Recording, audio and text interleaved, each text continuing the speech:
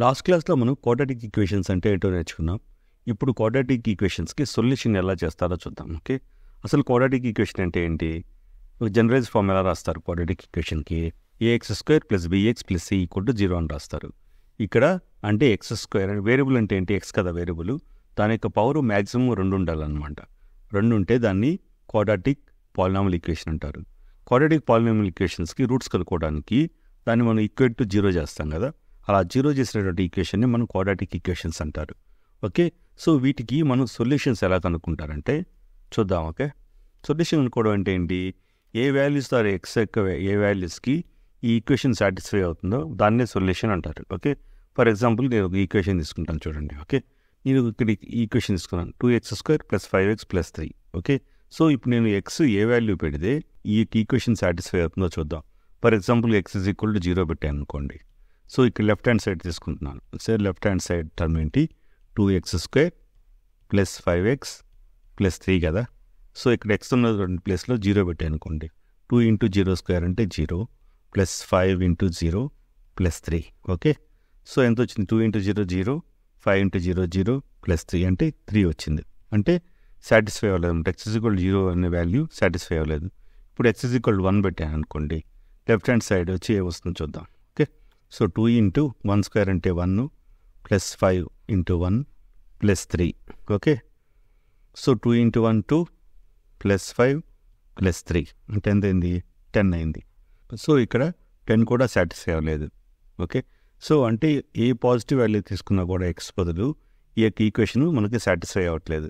ఇప్పుడు మనం negative numbers కూడా ట్రై చేద్దాం. ఓకే, ఫర్ ఎగ్జాంపుల్ నేను x = -1 పెడతాను. అప్పుడు ఏమవుతుందో లెఫ్ట్ హ్యాండ్ సైడ్ చూద్దాం. ఓకే, లెఫ్ట్ హ్యాండ్ సైడ్ ఏముంది? 2x² + 5x + 3 ఉంది కదా.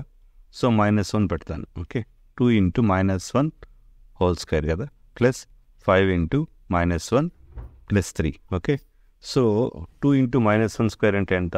+1. ఓకే, ప్లస్ 5 × -1 అంటే ఇట్స్ -5 + 3. ఓకే, ఫర్దర్ సింప్లిఫై చేస్తే 2 - 5 + 3 అప్పుడు ఏమైంది మనకి ఈక్వేషను? 2 + 3 5, 5 - 5 0 అయిపోయింది. అంటే రైట్ హ్యాండ్ సైడ్ 0 వచ్చింది అనమాట. రైట్ హ్యాండ్ సైడ్ 0 వచ్చింది. అంటే x = -1 అనేది x = -1 అనేది ఆ ఈక్వేషన్ని సాటిస్ఫై చేసింది అనమాట. అలా చేస్తే ఆ ఈక్వేషన్కి x = -1 అనే దాన్ని సొల్యూషన్ ఆఫ్ దట్ ఈక్వేషన్ అంటారు.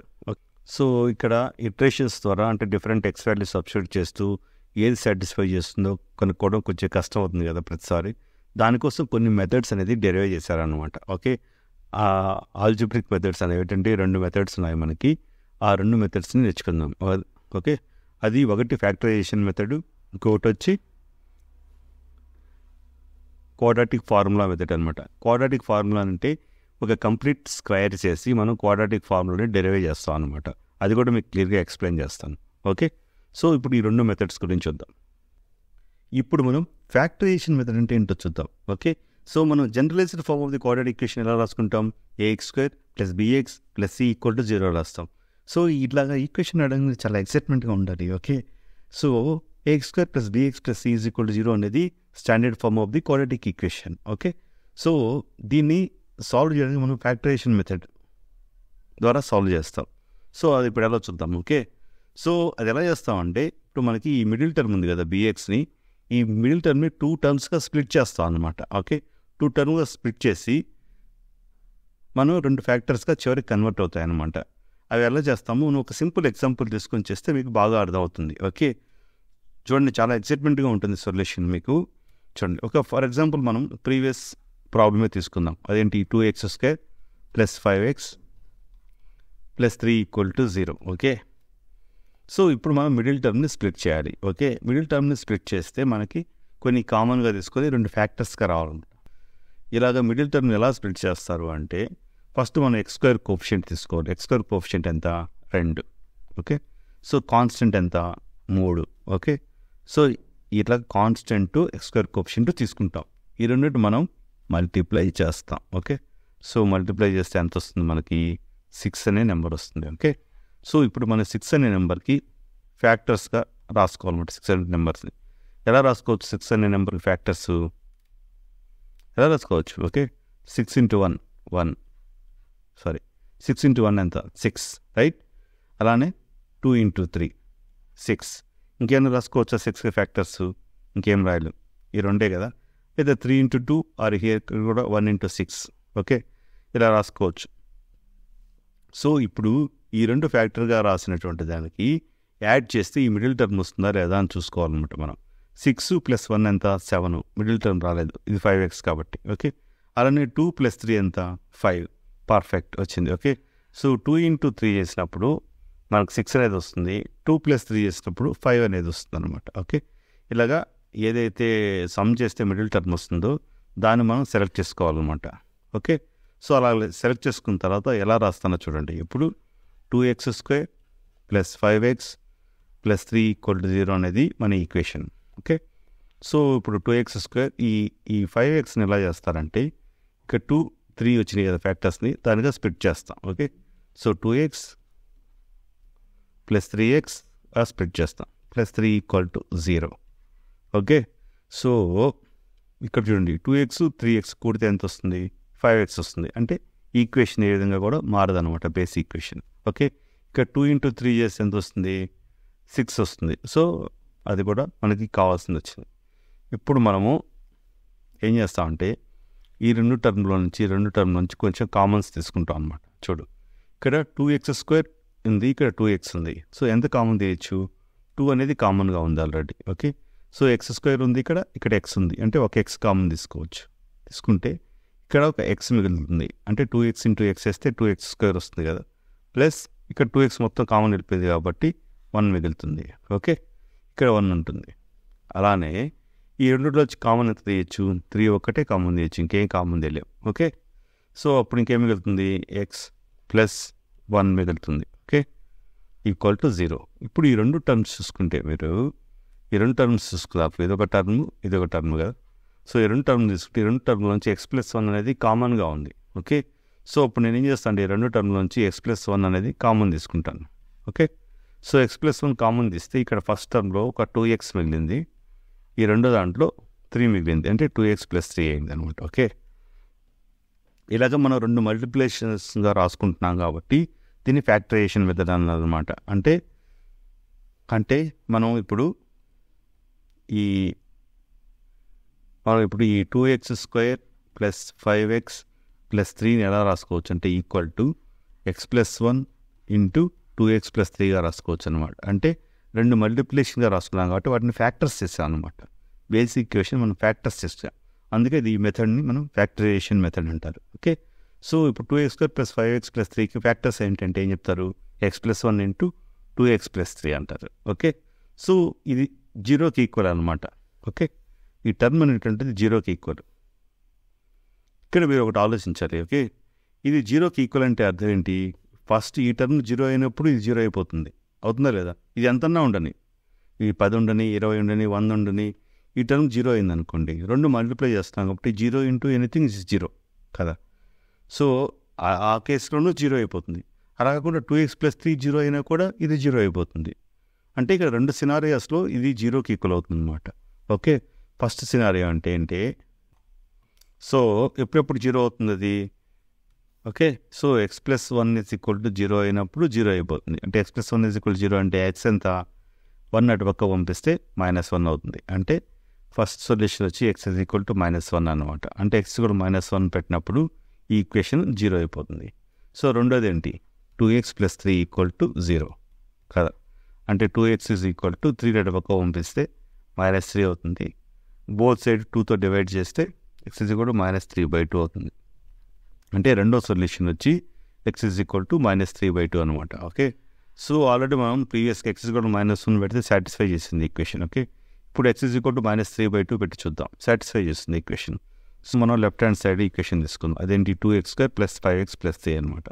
x అనేటువంటి ప్లేస్లో మనం -3/2 సబ్స్టిట్యూట్ చేసి చూద్దాం. Okay, square plus 5 into x అనేది -3/2 + 3. ఓకే, సో ఇక్కడ 2 into ఎంత అవుతుంది, 3² అంటే 9, 2² అంటే 4, 9/4 ప్లస్ 5 into 3 -50/2 + 3 అవుతుంది, రైట్. సో ఇక్కడ 2 క్యాన్సిల్ అయిపోతుంది. 2 1s are 2, 2 2s are 2 అంటే 9/2 అవుతుంది. ఇది మైనస్ 15/2 అవుతుంది. ఇది ప్లస్ 3 అవుతుంది. ఓకే, ఇక్కడ 2 అనేది ఎల్సిఎం తీస్తే ఇక్కడ 9 మైనస్ 15. ఇట్లా ఫ్రాక్షన్స్ మీకు అర్థం కాకపోతే నేను సపరేట్ వీడియో చేశాను ఫ్రాక్షన్స్కి, చూడండి. ఇక్కడ 1 ఇక్కడ 2తో మల్టిప్లై చేయాలన్నమాట, ఎందుకంటే సేమ్ డినామినేటర్ చేయాలి కాబట్టి. ఇక్కడ 3 × 2 వేసి 6 అవుతుంది. ఓకే, ఇప్పుడు చూస్తే 9 + 6 ఎంత 15, 15 - 15 ఎంత 0. ఓకే, 0/2 అంటే 0 అనమాట. ఓకే, సాటిస్ఫై అయిపోయింది. అంటే x = -3/2 అనేది ఒక సొల్యూషను, x = -1 అనేది సొల్యూషన్ అనమాట ఈ ఈక్వేషన్స్కి. ఓకే, మనం ఏం చేసాము, ఈ x² కోఎఫిషియంట్ని ఈ యొక్క కాన్స్టెంట్ని మల్టిప్లై చేసి వాటికి ఫ్యాక్టర్స్ ఏమున్నాయో చూసి ఆ ఫ్యాక్టర్స్ని యాడ్ చేసినా సబ్ట్రాక్ట్ చేసినా మనకు మిడిల్ టర్మ్ వస్తుందో లేదో చెక్ చేసుకొని, ఏవైతే మిడిల్ టర్మ్ వస్తుందో దాన్ని సెలెక్ట్ చేసుకొని ఆ మిడిల్ టర్మ్ని 2 టర్మ్స్గా స్ప్లిట్ చేసుకొని చివరి ఫ్యాక్టరైజ్ చేసుకొని, ఫ్యాక్టర్ చేసిన తర్వాత ఈ ఈక్వేషన్ సాటిస్ఫై అవ్వాలంటే ఇదన్నా 0 అవ్వాలి, ఇదన్నా 0 అవ్వాలి. అలా చేసుకొని మనం x యొక్క వాల్యూస్ కొనుక్కున్నాం. ఓకే, ఇది ఫ్యాక్టరైజేషన్ మెథడ్ అనమాట. ఇప్పుడు మీకు ఒక 3-4 ఎగ్జాంపుల్, ఒక 2-3 ఎగ్జాంపుల్ ప్రాబ్లమ్స్ చేస్తే మీకు ఇంకా క్లియర్గా అర్థమవుతుంది. సో మనం ఇప్పుడు ఒక ఎగ్జాంపుల్ ప్రాబ్లం చూద్దాం. ఓకే, సో నేను ఎగ్జాంపుల్ ప్రాబ్లం రాస్తాను చూడండి. x² - 3x - 10 = 0. ఓకే, సో ఇది ఒక క్వాడ్రాటిక్ ఈక్వేషన్. దీన్ని ఫ్యాక్టరైజేషన్ మెథడ్ వాడి మనం దీనికి సొల్యూషన్ అనుకోవాలి. దానికి ఏం చెప్పాను, x² కోఎఫిషియంట్ ఎంత ఉంది, 1 ఉంది. ఓకే, సో కాన్స్టెంట్ ఉంది -10 ఉంది. Okay, so x² coefficient 1 into constant multiply చేస్తానని చెప్పాను. -10 ఎంత వచ్చింది, -10 వచ్చింది. ఓకే, ఇప్పుడు -10 ఫ్యాక్టర్స్ రాద్దాం. అవేంటి, 1 × 10,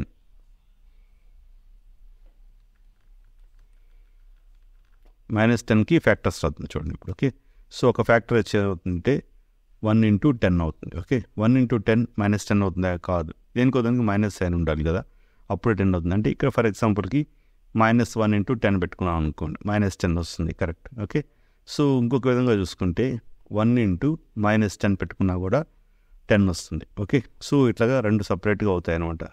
నెగిటివ్ సైన్ ఉన్నప్పుడు ఇట్లా 2 సపరేట్గా రాసుకోవాలి. -1 × 10 ఈజ్ -10, 1 × -10 ఈజ్ -10. ఓకే, ఇంకా ఏమొస్తాయి ఫ్యాక్టర్స్ చూడండి. ఓకే, ఇంకా ఏమొస్తాయి, 2 × 5.